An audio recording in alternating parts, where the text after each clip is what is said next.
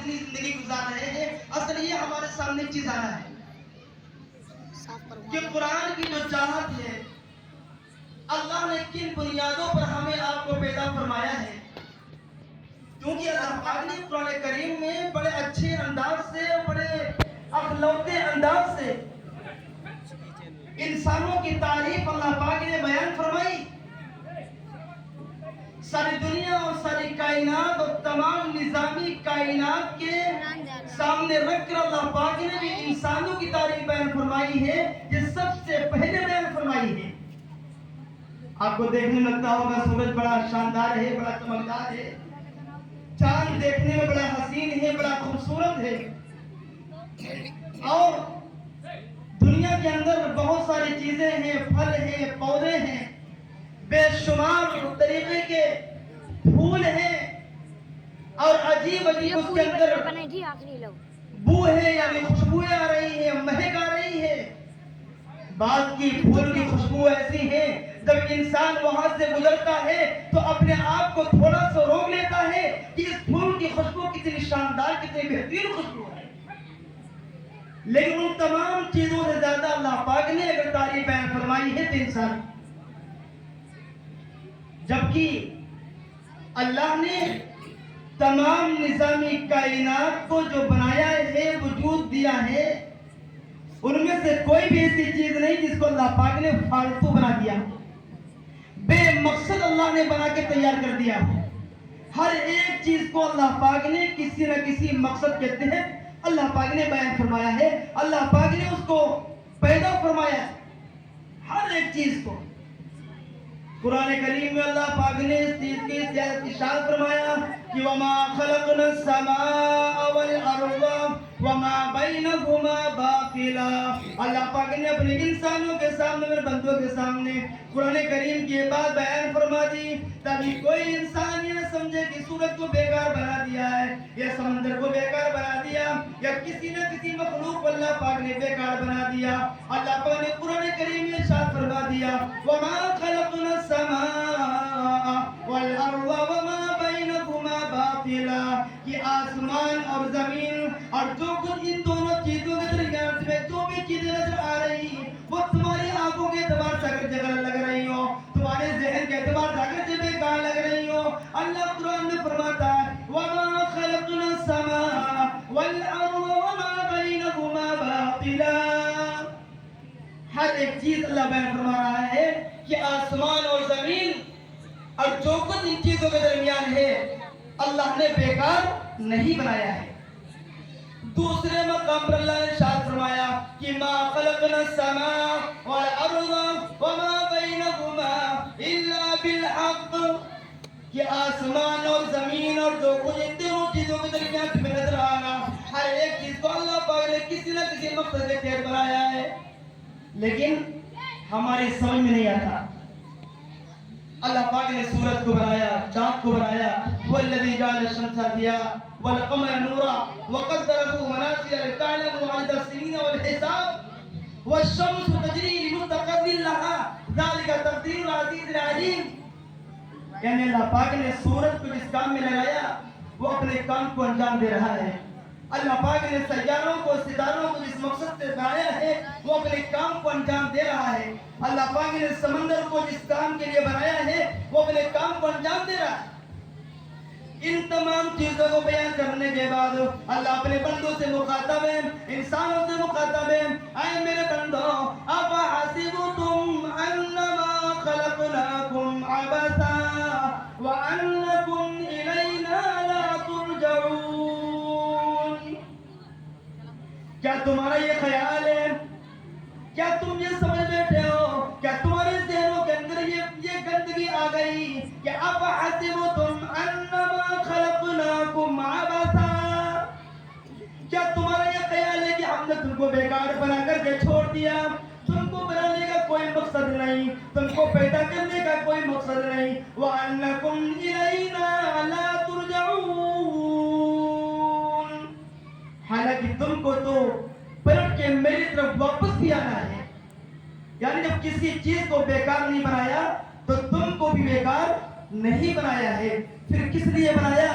وَمَا خَلَقْتُ الْجِنَّ والإنس إلا ليعبدون. دوسرے مقام پر اللہ پاک نے انسانوں کی تعریف بیان فرمائی کہ وَلَقَدْ كَرَّمْنَا بَنِي آدَمَ وَحَمَلْنَاهُمْ فِي الْبَرِّ وَالْبَحْرِ وَرَزَقْنَاهُمْ مِنَ الطَّيِّبَاتِ وَفَضَّلْنَاهُمْ عَلَى كَثِيرٍ مِّمَّنْ خَلَقْنَا تَفْضِيلًا.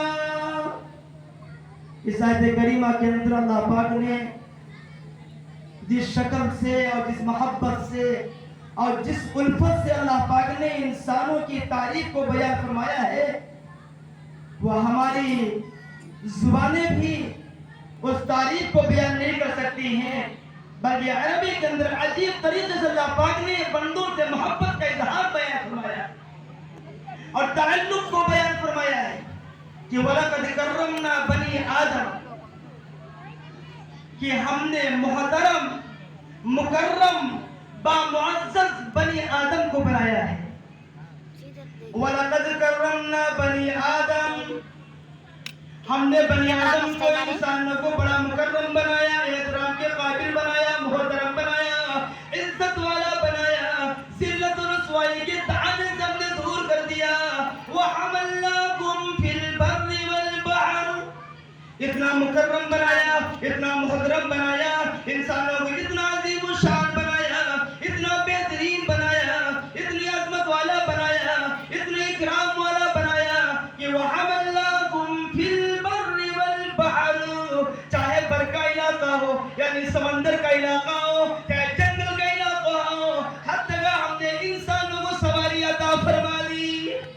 نہیں سواریاں جہاز والے لیجیے، چاہے وہ جنگل ہو چاہے وہ سمندر ہو، لیکن انسان جنگل کے اوپر سے گزر کر جاتا ہے اور سمندر کے علاقوں سے بھی گزر کر جاتا ہے. بہت ساری بحری بھی چیزیں ہیں اور ہوائی چیزیں بھی ہیں اور جنگل کے اندر بہت ساری ایسی چیزیں ہیں. میں بیان کر دوں کہ ایک مرتبہ ایک بہت بڑے اللہ والے ہیں، کون؟ حضرت علامہ خرقانی رحمت اللہ علیہ، بڑے بزرگ ہیں، پائے بھی بزرگ ہیں. ایک مرتبہ ان کے یہاں ان کے مریدین میں سے چند افراد ان کے گھر کے اوپر گئے، لاؤ میں اپنے پیر صاحب سے ملاقات کرنے کے لیے چلو ملاقات کر لو. جب علامہ خرقانی رحمت اللہ علیہ کے پاس، پیر صاحب کے پاس ان کے مریدین پہنچے تو ان کی جو بیوی ان کی بیگم تھی انہوں نے بڑے روکھے اور بڑے عجیب انداز سے جواب دیا.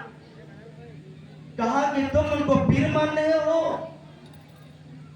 کہا جاؤ یہاں کوئی پیر نہیں رہتا، یہاں کوئی بزرگ نہیں، جاؤ وہ تو کہیں جنگل میں کسی خاص جنگل میں پڑا ہوا وہیں پر کام کر رہا ہوگا، اس کو پیر تم مانتے ہو.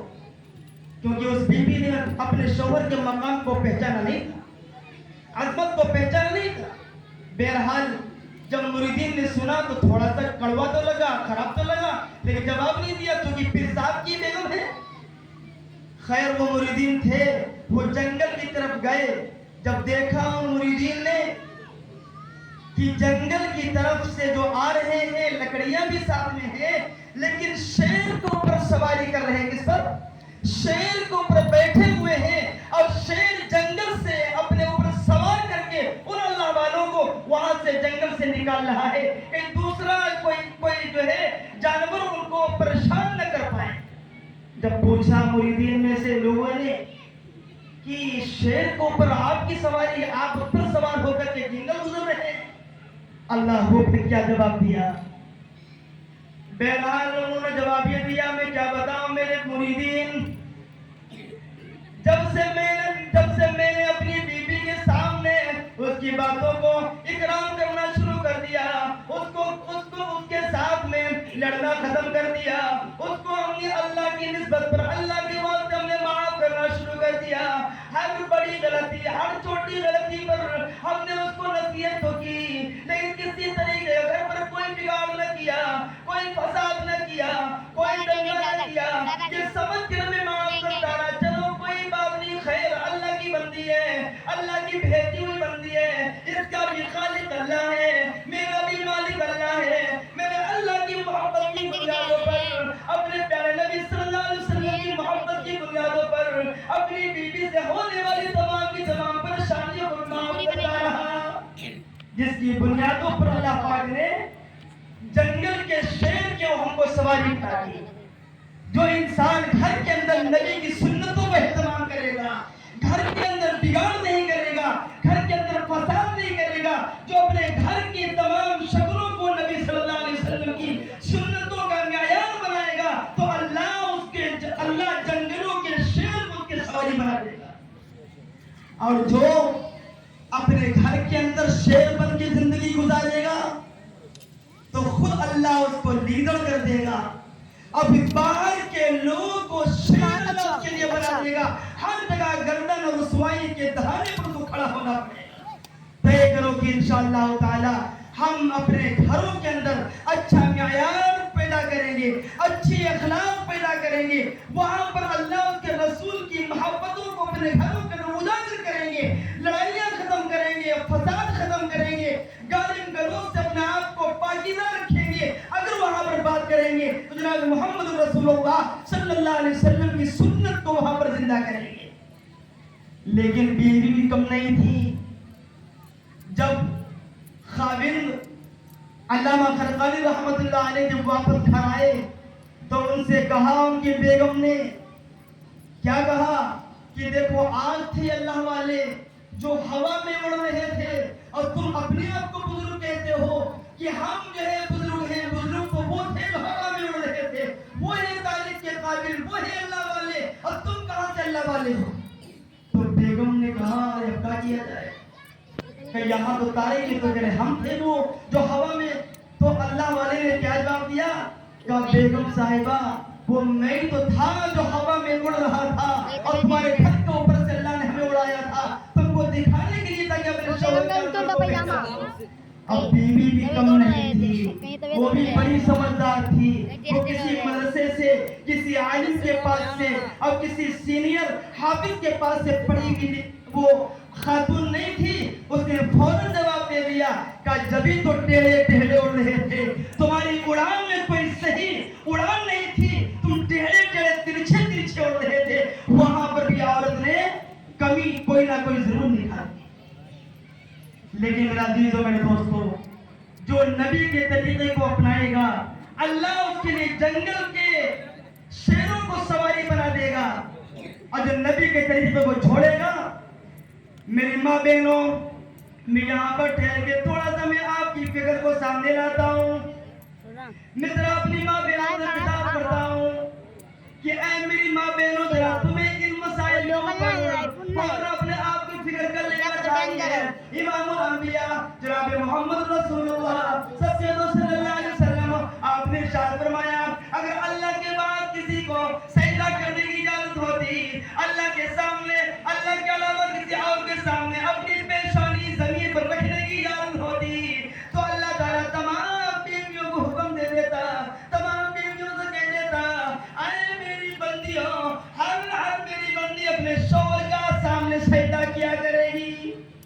اے میری ماں بہنوں، تم نے اپنے شوہر کے مقام کو سمجھا نہیں، اس کے مرتبے کو سمجھا نہیں. فقہاء کرام فرماتے ہیں اگر ایک رات اس کا خاوند اس سے ناراض رہا، اس کا خاوند اس سے ناراض رہا، دور رہا، بستر دور رہا، کھانا دور رہا، ناراضگی میں رات گزار دی. امام الانبیاء تاجدار مدینہ صلی اللہ علیہ وسلم نے بیان فرمایا اب اس کی نماز نفل ہونے والی نہیں، قرآن کی تلاوت کی مانی نہیں جائے گی. کیونکہ اللہ پاک نے اس کو بڑا بنایا ہے، اس کے شوہر کو ہر ایک کام میں، ہر جائز ضرور میں اپنے شوہر کی اطاعت کرے گی، اپنے شوہر کی بات کو مانے گی تو اللہ کی نظام مل جائے گی. جناب محمد رسول اللہ صلی اللہ علیہ وسلم کی محبت نصیب ہو جائے گی. اور جس خاتون نے اللہ کے حکم اور جناب محمد رسول اللہ صلی اللہ علیہ وسلم کے طریقے کے مطابق اپنے شوہر کی اطاعت نہیں کی تو اس کو اللہ کی محبت نبی کی محبت حاصل نہیں ہو سکتی. طے کریں میری ماں بہنیں کہ انشاءاللہ ہماری ماں بہنیں اپنے شوہر کی ضرور اطاعت کریں گی، فرما برداری کریں گی. میں عرض یہ کر رہا تھا کہ جو قرآن کریم کی آیت پڑھی ہے کہ اللہ پاک نے اپنے نبی صلی اللہ علیہ وسلم کو اس دنیا میں بھیج کر بہت بڑا احسان کیا ہے. لقد من اللہ علی المؤمنین اذ بعث فیہم رسولا من أنفسهم يتلو عليهم آياته ويزكيهم ويعلمهم الكتاب والحكمة. اللہ نے آسمان کو بنایا، زمین کو بنایا، کم و بیش 18,000 مخلوقات کو اللہ نے بنایا. کسی کو پیدا کرنے کے بعد اللہ نے احسان نہیں جتایا، لیکن اپنا حبیب صلی اللہ علیہ وسلم نے اس امت کو عطا فرمایا. اللہ بیان فرمایا کہ لقد من اللہ علی المؤمنین، یقیناً تحقیق کہ ہم نے مسلمانوں پر، ایمان والوں پر بہت بڑا احسان کیا ہے. اب کیا احسان کیا ہے؟ جو تم ہی میں سے ہم نے رسول بنا کر کے مبعوث فرما دیا، جو ہم نے اپنے حبیب صلی اللہ علیہ وسلم کی امت کو عطا فرمایا. اللہ فرماتے ہیں یہ بہت بڑا احسان ہم نے اس امت کے سامنے کیا. اچھا، نبی کے دنیا میں آنے کا مقصد کیا ہے؟ بس اسی مقصد کو سارے علماء بیان کرنے کے لیے، اور جو بھی جماعت کا دعوت کا کام جو انجام دیا جا رہا ہے، سب کا مقصد یہی ہے کہ جناب محمد رسول اللہ صلی اللہ علیہ وسلم کے مقصد والی زندگی ہمارے اندر پیدا ہو جائے. یہی مقصد ہے.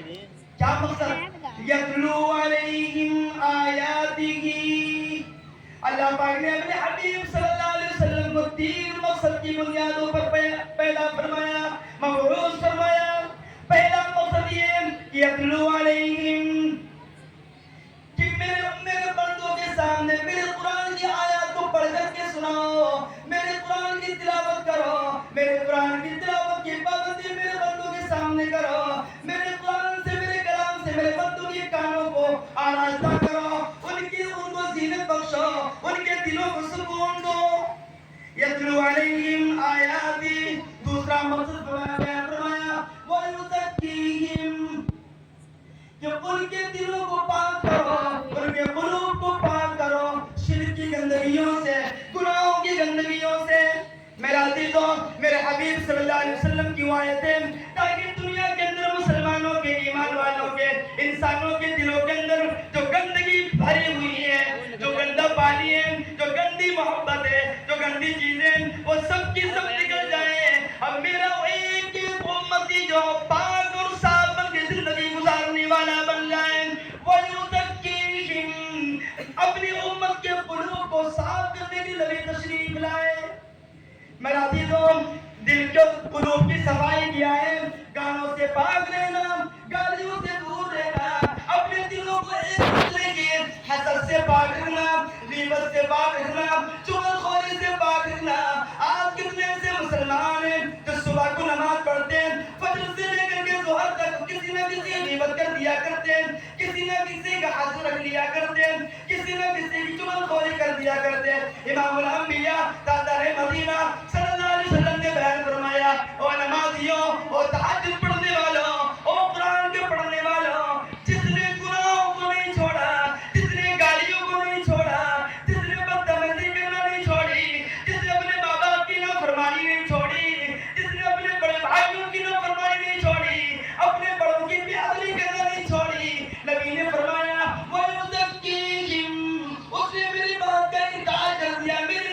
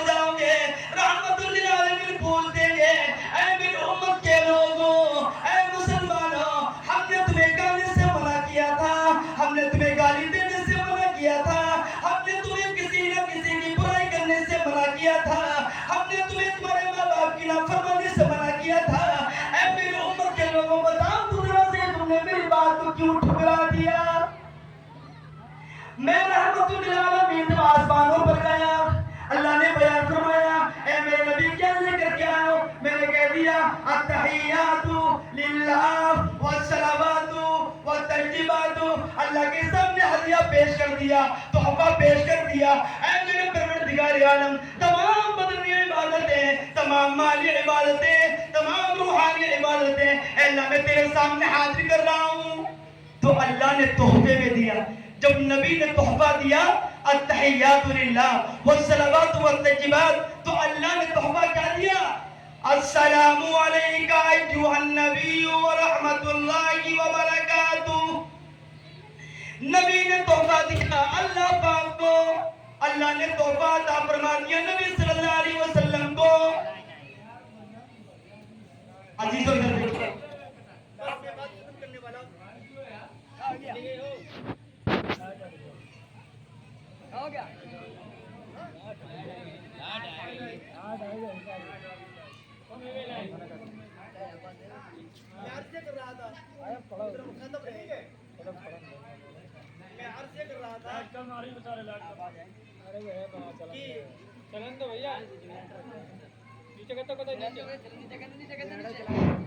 میں یاد کر رہا تھا کہ اللہ تبارک و تعالیٰ نے اللہ کے نبی صلی اللہ علیہ وسلم نے فرمایا تو جب نبی نے تحفہ اللہ کو دیا تو اللہ نے تحفہ اپنے حبیب کو دیا۔ آپ صلی اللہ علیہ وسلم کو جب نبی نے تحفہ اللہ کو دیا، اللہ کر لیا، اللہ نے تحفہ اپنے حبیب کو عطا فرمایا۔ السلام علیکہ ایھا النبی ورحمت اللہ وبرکاتہ۔ نبی کی گردن مبارک نیچے، آپ نے قبول مکمل طور پر نہیں کیا۔ اللہ نے فرمایا اے نبی جی بتا تو ذرا سے تمہاری بات کیا۔ اللہ اکبر۔ اے جنوبی کے مسلمانوں، نبی نے اپنے خاندان کو نہیں مانگا، نبی نے اپنی راحت کو نہیں مانگا تھا، نبی نے اپنے سکون کو نہیں مانگا تھا، نبی نے اپنے عزت کو نہیں مانگا تھا، بلکہ اے جنوبی شہر کے لوگوں اللہ سے مانگ لیا کہ اے میرے پروردگار عالم، آپ نے تحفہ ہمیں دے دیا لیکن میری امت کو آپ نے کوئی تحفہ نہیں دیا، آپ نے میری امت کو کیوں پھرا دیا؟ خوشی کا موقع ہے، اللہ کے سامنے دیدار کا موقع ہے، وہاں پر رحمت للعالمین نے اپنی امت کو نہیں بھلایا۔ تب اللہ نے کیا کہا؟ اے میرے نبی جی اگر آپ کی یہ فرمائش ہے میں آپ کی امت کو بھی یاد کروں تو لے لیجیے، میں تحفہ دے رہا ہوں۔ السلام علینا وعلی عباد اللہ الصالحین۔ تمام نیک بندوں اور صالحین بھی تحفہ لے کے جاؤ۔ جب امت کو اللہ پاک نے تحفہ سے نوازا ہے، جب اللہ کے نبی صلی اللہ علیہ وسلم جو ہے خوش ہوئے۔ لیکن مسلمانوں، نبی کریم صلی اللہ علیہ وسلم نے اما عائشہ صدیقہ رضی اللہ عنہا کے سامنے ایک مرتبہ کہہ دیا اے میری عائشہ اللہ تجھے معاف فرمائے، اللہ تیرے گناہوں کو معاف فرمائے۔ جب اما عائشہ نے اپنے نبی اپنے آقا کی زبانی یہ بات سنی تو زمین پر لوٹنے لگی، گر گئی۔ اللہ کے نبی نے پوچھ دیا او عائشہ آج تمہیں اتنی خوشی کیوں، مسرت کیوں؟ کہنے لگی اما عائشہ صدیقہ رضی اللہ عنہا اے میرے حبیب صلی اللہ علیہ وسلم مجھے کیوں نہ خوشی ہو، آپ کی زبان سے آج میرے لیے دعائیں مغفرت ہو گئی۔ اللہ اکبر، اللہ اکبر۔ مسلمانوں، نبی نے کیا جواب دیا؟ او عائشہ میں نے تجھے تو ایک مرتبہ دعا سے نوازا ہے، تجھے پتا نہیں میں اپنی امت کو اس طرح کی روزانہ 70 مرتبہ دعائیں دیا کرتا ہوں۔ کتنی مرتبہ؟ عائشہ تجھے تو میرے ایک مرتبہ دعا سے نوازا ہے، تو اتنا خوش ہو گئی، اتنا مغرور ہو گئی، لیکن عائشہ میں اپنے گنہگار امت کو میں صبح سے شام تک 70 مرتبہ یاد کرتا ہوں۔ جو نبی اتنا یاد کرے، راتوں کو روئے اپنی امت کے لیے، صبح کو اٹھے اپنی امت کے لیے، کھانے کو چھوڑ رہا ہے اپنی امت کے لیے، سب کچھ قربان کر دیا اپنی امت کی یاد میں، اپنی امت کی محبت میں، اپنی امت کو یاد کرنے میں۔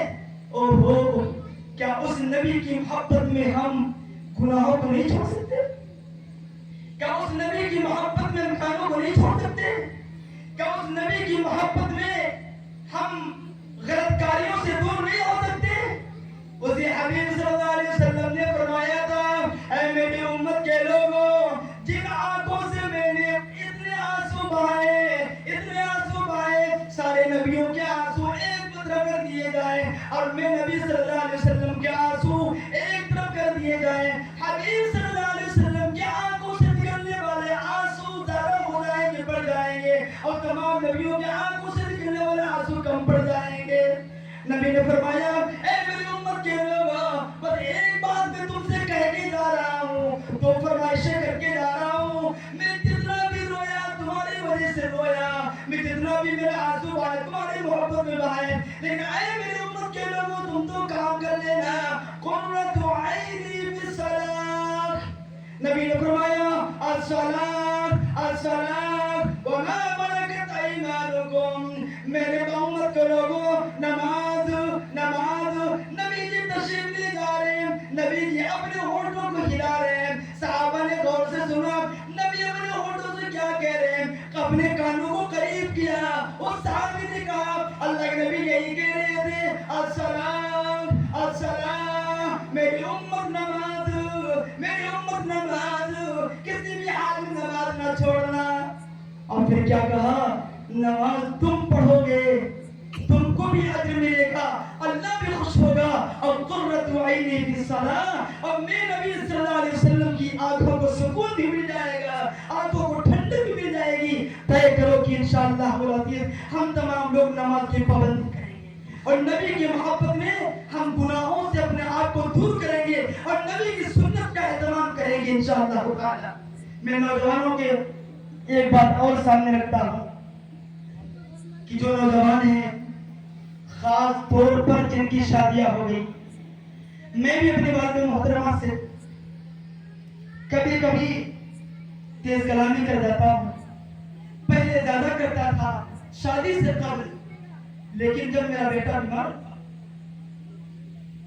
जब शादी हुई, औलाद हुई, और जब मैं अपने बेटे को मेरे सीने से लगाता मुझे सुकून मिलता, जब रोता मुझे तकलीफ होती, परेशानी होती मुझे तकलीफ होती, तो मैंने तय किया, फैसला ये किया कि जिस तरीके से मेरा बेटा जब रोता है मुझे तकलीफ होती है, इससे कहीं ज्यादा मेरे वालिदैन ने मुझे खिलाया,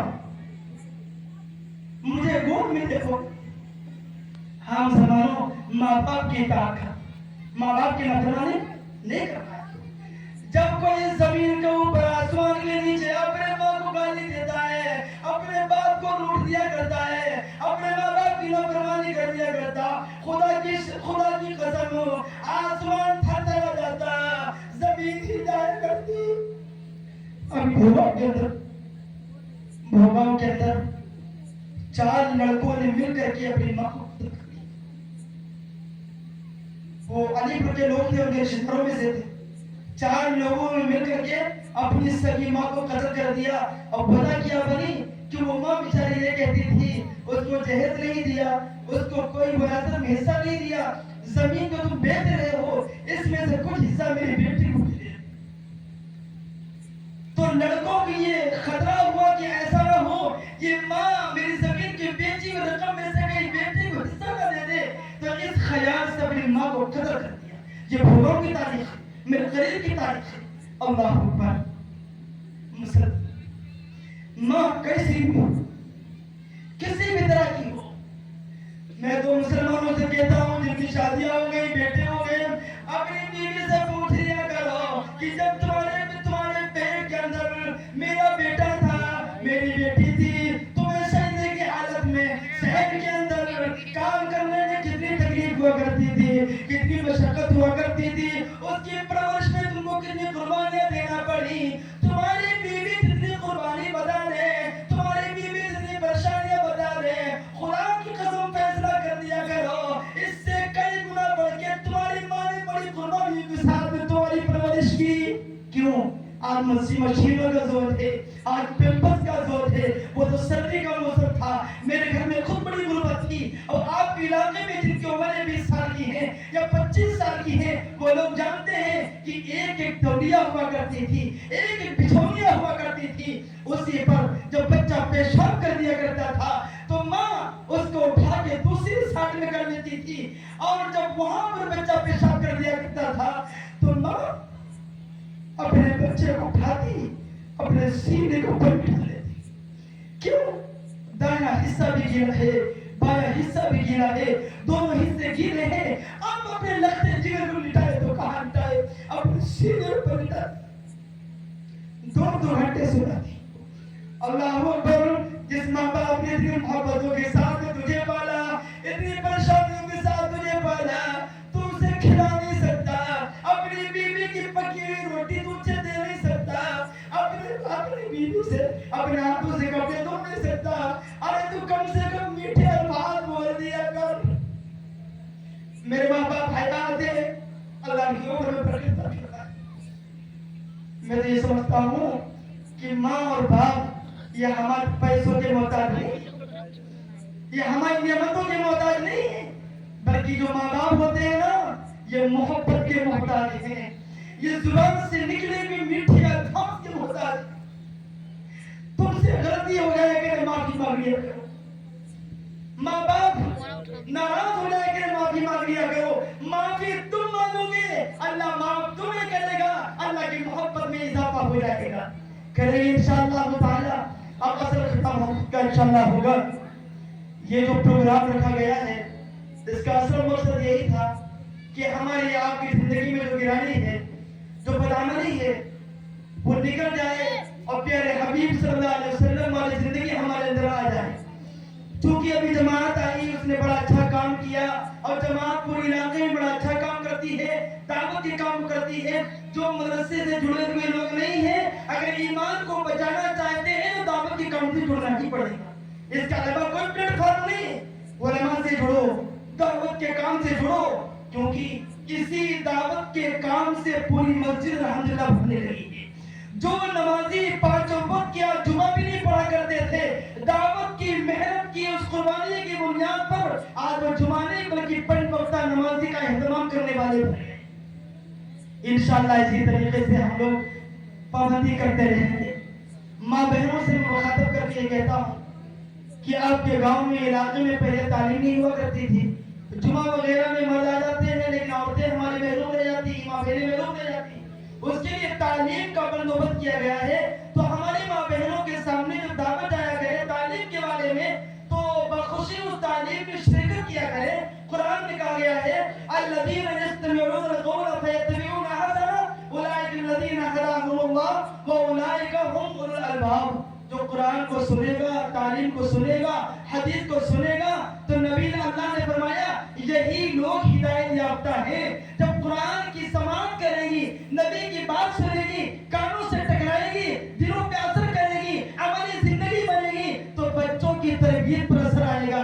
جو بچے پڑیا تمباکو کھا رہے وہ تمام کے تمام انشاءاللہ جو ہے باصلاحیت انشاءاللہ ہوں گے, اچھے کردار ادا کریں گے. اس لیے جو ہے ہماری ماں بہنیں نماز کی پابندی, پردے کا خیال, تمام ان چیزوں کو خیال کریں جس کو اللہ کے رسول صلی اللہ علیہ وسلم نے فرمائش کی. آپ کو یاد ہوگا پچھلے سال ایک بڑا پروگرام آپ کے علاقے میں اور گاؤں میں اور بستی میں رکھا گیا تھا.